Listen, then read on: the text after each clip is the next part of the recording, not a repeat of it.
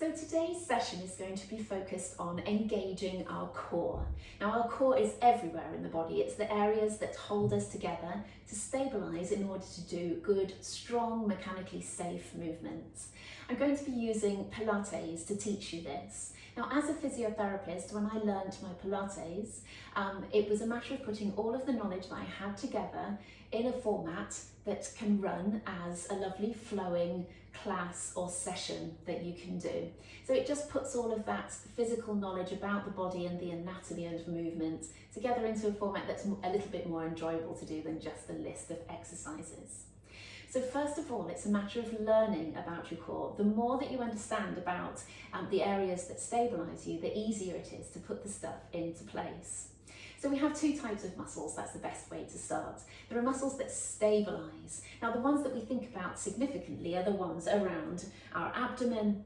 When we think about core, the ones that stabilise our spine, but there are muscles that stabilise around the pelvis, the hip joint, the shoulder blades, the shoulders, and everywhere like that. So these are the things that I want to teach you about those muscles. The deep core muscles are like our marathon runner muscles. The outer muscles that create movement are a little bit more like sprinters, and let me explain this a little bit further. So marathon runners, they can go on and on and on at a relatively low level. Don't tell that to the elite marathon runners. It's a relatively low level for long periods of time. So there's a low level, small contraction to stabilise. Now we need these muscles to be able to work alongside the big outer muscles that create powerfully the movement, our sprinters that can only work for a short period of time. Again, don't tell that to our elite sprinters, and they will get tired very quickly if they need to do that work for any length of time. So we need to engage those core muscles. We need to teach them to hold, to stabilise at a low level, and we need to teach the outer muscles only to work when we need them to work. Now they have to work together, because if the deep muscles aren't working, the outer muscles will choose to work to stabilise as the core muscles should. Now they tend to go into spasm. They tend to get tired and achy and sore and pull on the joints a little bit too much. So we need to relax the outer ones while we teach the deep ones to work, and then we layer up with the outer muscles a little bit more. Lovely. So let's start with our positioning. Positioning is so important, and a position traditionally we love to start in is on the back. This is the Pilates rest position, we call it. Now, first of all, think about everything being in line. Think about train tracks, hips, knees, feet, all in line, toes. Now sometimes you have to actually sit up and look, are your feet in line with your hips? Quite often people's feet want to be over to one side. But I like to correct from the top down. So if you tuck your chin, lengthen up through the back of the neck, open out and broaden through the chest here. I like to take a breath in at this point and breathe out and let those ribs sink down to the floor. Now we talk about them sinking or melting down to the floor, because the temptation sometimes can be to engage these deep muscles a little bit too much. So let them relax and sink down to the floor. Now sometimes you have a fight between the ribs and the shoulders. When the ribs come down, the shoulders come forward. I like to think of this a bit like a seesaw. You're not necessarily going to get one down without the other coming up, but you can balance in between. So get that balance of the seesaw there. Now the pelvis is really important to get that pelvic tilt movement. Now this might be a little bit stiff for you, in which case you might want to work on that movement. But feel how much movement you can get. We talk about dissociating pelvis movement from the rest of the body. So we're trying to keep those ribs down as we're tilting the pelvis back and forth. Why this is important is we need to settle somewhere in between, somewhere halfway in between. Now I don't want you to be obsessed with that being exactly halfway in between, but as long as you're not arched too far and as long as you're not flattened with your back into the floor, we want to get that somewhere in between. Now you will find your perfect spot. If you are extremely arched in the lower back, that might feel like you're pulling into quite a significant arch there, but that might be your in between. The reason this is important is the deep abdominals, your transversus abdominis, which the reason why that's called transversus abdominis is the muscle runs transverse across the body. So it scoops around in the corset. It comes from the spine, from the lower ribs, and from the top of the pelvis around like a corset together. And when it tightens, it scoops together. And that's why that muscle is one of the most important things that we're going to talk about today. That muscle works well when you're in a neutral pelvis, which is that in-between place that we've just been talking about. So that muscle works well and contracts and tightens when you're in between. So we're going to try and get that to work. There has been research done on this with people with lower back pain where that muscle switches off, fine wire electrodes into those muscles, and it works best when you're in neutral, not here, not here. So work on that, make sure that you can find somewhere that feels like halfway between. Think about your hand being able to just slide underneath, but not all the way. Now, another complication of this is we can't just tighten that muscle. We don't have an ability to think, tighten that muscle. We don't have an ability to feel whether it's tightening either. So what we need to do is access it through our pelvic floor. There are many cues, but the one that I find my favourite is to tighten through the pelvic floor and lift. So I want you to feel like, the men out there, I want you to feel like you're lifting things up as you're walking into some cold water. For the women, think a little bit like someone sucking up, not someone, you sucking up a smoothie through those parts, lifting. Think about a sling underneath your sitting bones, tightening. But I want you to think about going up to the 5th floor of an elevator with that squeeze. The reason to use that analogy is that you are lifting slowly up to there, not squeezing tight, because that will bring in all of the outer muscles. And we've already talked about if we tighten all those outer muscles, what they do, they wrench the joints and things. So think about that pelvic floor, lifting and tightening just up to that 5th floor. Now the place to find this, find the bones on the front here, that's called your ASIS, your anterior superior iliac spine, if you wanted to know. Drop in a little bit to the squishy bit there and push your fingers quite significantly down. You can see my fingers being pushed right down into there.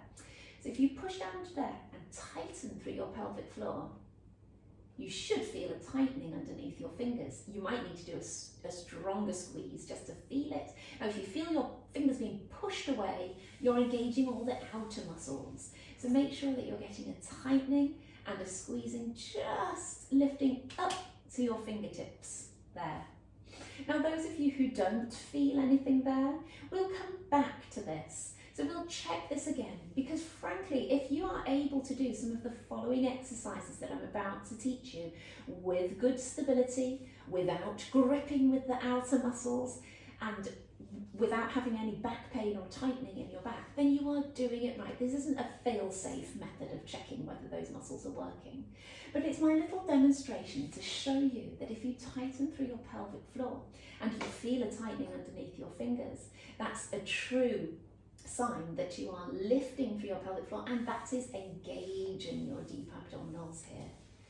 Don't worry if you feel a little pinching in that lower back, because that is you also holding your lower back in that neutral position. There are little muscles in the back called multifidus that work alongside all of these other muscles as you go along. Oh, lovely. Right, so you will feel a little bit scrambled in here now with all of that information. You just need to keep going through it. So you may need to watch this video a couple of times for it all to go in. But I will repeat a little bit of it now. Tuck the chin, broaden out the chest. Breathe in, breathe out, sink the ribs down. Rock the pelvis a couple of times. Settle halfway in between. Squeeze and lift the pelvic floor. Lovely. I'd like you at this point to just have a little poke around just underneath the ribs to make sure your oblique muscles are not kicking in. They come across here like this. And if you can feel them as a tight band, push in with your hands to make them stop working so much, and then you might be able to feel that you can get your deep abdominals working that little bit more. So the harsh end of your finger there, pushing in to stop them working. But that's only if you felt the tension in there. Lovely. Breathing wise, I don't talk about breathing with a lot of my sessions, but you should breathe into your lower outer ribs here. I don't want you breathing into the abdominal. Those of you who've done lots of yoga in the past may feel, you know, a little bit more inclined to breathe in and out, abdominal breathing.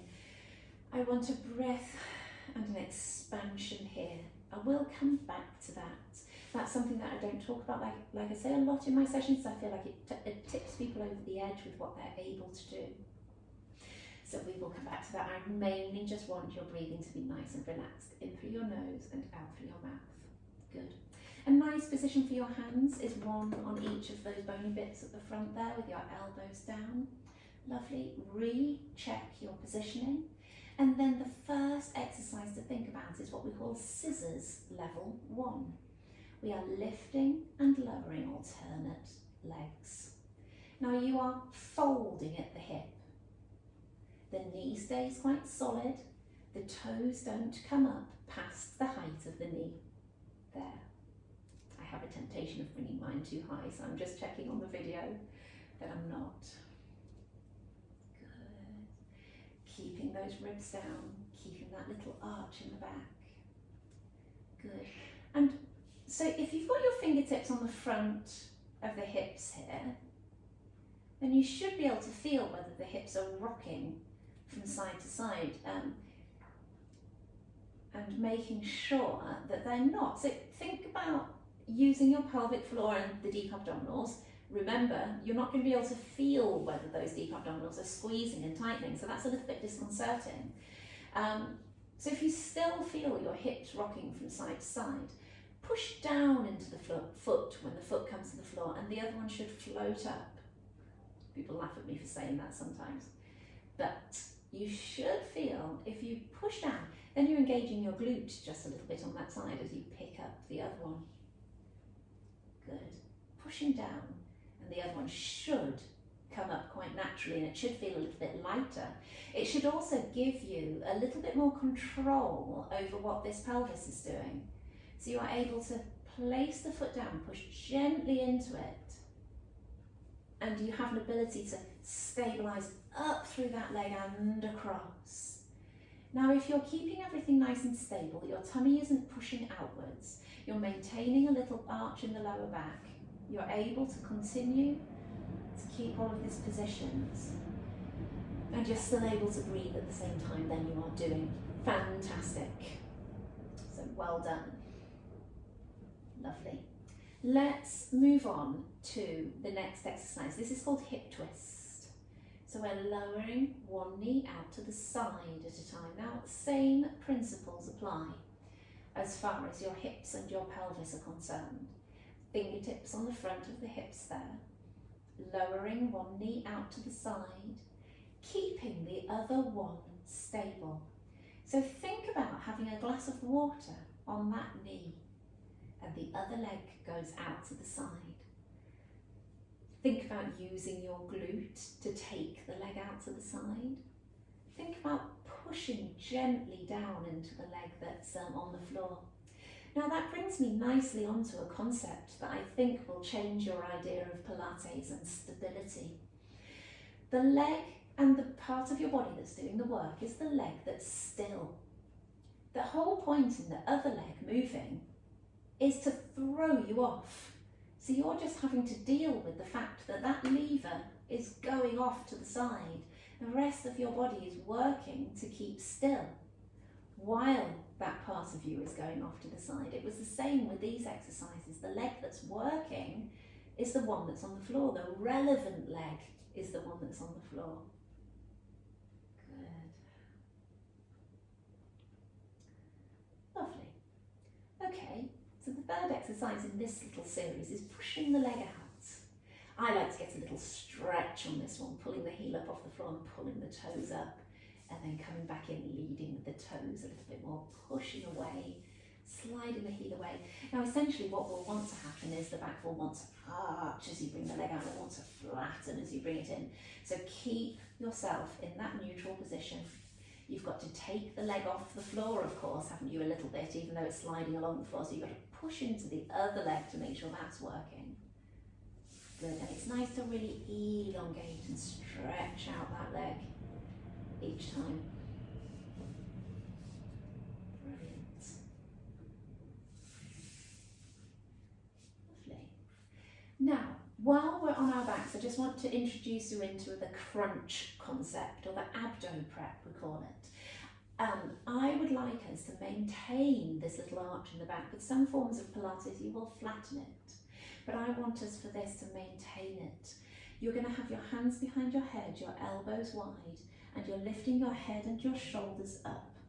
We're closing down at the front, the ribs towards the pelvis. We're drawing in, but this is a point where we're layering up. We have to layer up with the next layer of muscles. It looks very different if I flatten my back. You can see how this bulges outwards. So we're maintaining that little arch. And imagine 2 springs on the front and 2 springs on the back. The springs on the front are closing, as are the springs on the back. Good. So we're crunching and lowering. Good. Keeping the elbows wide. And you're thinking about someone with a little umbrella, just at your belly button, pulling down, closing the umbrella. You think about squeezing and lifting through your pelvic floor at the same time. And you are thinking maybe about a rectangle turning into a square. Now, crunches are not appropriate for everybody at this stage. I wanted to go through the mechanics of them and the teaching of it.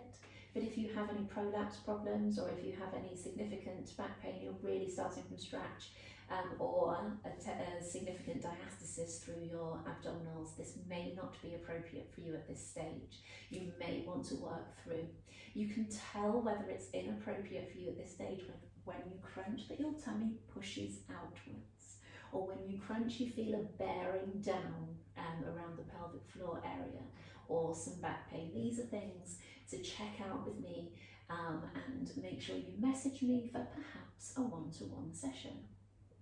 Good. So they're your crunch mechanics. One last thing to teach you in this session is the exercises for our glutes. Our glute med is this muscle here that's underneath my hand. Very, very important as far as your core is concerned. So lying on your side here, to start with, stretch that arm out and rest your head on that like a pillow.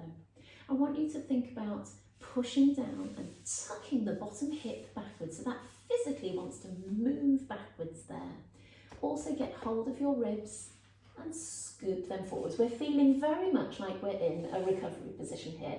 You want to feel like you have to have that hand on the floor to stop yourself rolling forwards. Now, with the tuck backwards of that bottom hip, the top hip needs to rock forwards. We also want to scoop and tuck under with the bottom. That's tucking the tailbone under.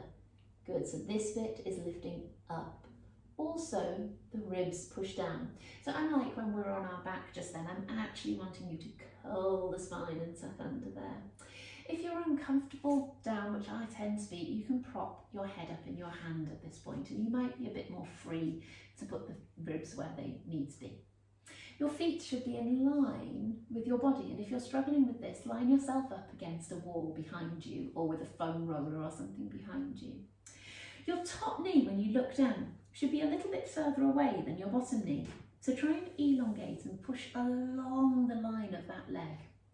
Slightly more complicated part of this, and I don't want you to get too upset if you don't get this, is pushing the top hip away and elongating the top of the waist there. So that's me relaxed. This bit of the waist comes down to the floor. I push the top hip away. I straighten up my waistline, and I can create a little gap underneath here as well, a little mouse house there. So bottom's tucked under, top hip's pushed away. You might actually feel this part of you moving in that direction. Top knee is a little bit further away than the bottom knee. Feet in line with your bum. And then you're lifting that knee. Now that should feel quite intense. Once you've got yourself shuffled around into the right position, that should feel quite intense in here. Don't worry about not being able to lift that knee very high. Look at how much movement I've got in my hips. A lot. but I'm not letting this hip rock back, so that's why that hand is there. You should be able to embrace that natural stop. You're creating it by putting your body in that position. And you should feel quite intensely that glute med working, gluteus medius. Not down the thigh here, not on the inner thigh, not in the calf. You may feel it in there. So keep shuffling around and putting yourself in position until you find that in here. You can feel tired through the rest of the leg, of course. Good. Now, quite satisfying is bringing the feet up to hip height, and then you suddenly feel like you've got more range to go there. Good. Keep drawing the tummy in, scoop the tummy in here, and maintain that little gap underneath. Come down flat if it's more comfortable for you. And it's normal to feel the glute on the underside hip. That's just your bottom leg reacting to the lifting of your top leg. Every action has an equal and opposite reaction. Lovely. Now it's time to try and set yourself up on the other side. Good. I'll give you a second to see if you can do that. And you can pause the video if you want, and then I'll go through it. Good. So bottom hip tucked back, let the top hip come forwards, ribs tucked back, bottom tucked under, tummy engaged, top knee further away, elongate the waist, let your shoulders shift towards you a little bit, little gap underneath here, feet in line with your bum. Good. And then you can start lifting, and then always a little shuffle is needed, I say, to make sure you can get yourself in that good position. Good. And a nice strong arm on the top here, blocking that from moving anywhere is good. Remember, feet up to hip height, and you can continue. Lovely.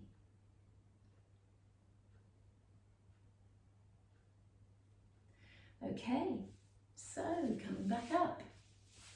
So those are your Pilates basics. I hope I've covered everything there, but what you'll find is as you go through these sessions, there are always little nuggets of information along the way that I'm just thinking of as I go. So hopefully you can just keep learning and learning. This is your journey, this is your body. I can tell you the information and the tools, but you put them together as you see fit. I've been on a journey myself, and I've learned things about my own body, like putting my head in a tucked position tends to really sort everything else out nicely. Your position, your neutral position could be quite different from somebody else's, and it's all about how it feels. If it feels strong, if your back isn't hurting, if your tummy is staying in a nice flat position, if your outer muscles are nice and relaxed when you're doing the low level exercises, if you can keep your position, breathe at the same time, do nice flowing movement, then you're doing it well. Those are the telltale signs that you are doing it well. So this is your more informational session here. This is not necessarily a workout, although come back to it whenever you feel you need to. For the next sessions, we're going to actually be concentrating on workouts that you will be prepared to do. You will work your way through, and hopefully by the end of it, we are going to get you to a point where you can exercise safely and confidently, mechanically well, reducing the risk of injuries. And then the exercise world is your oyster. So take care, guys. Well done for that today, and I'll see you on the next session.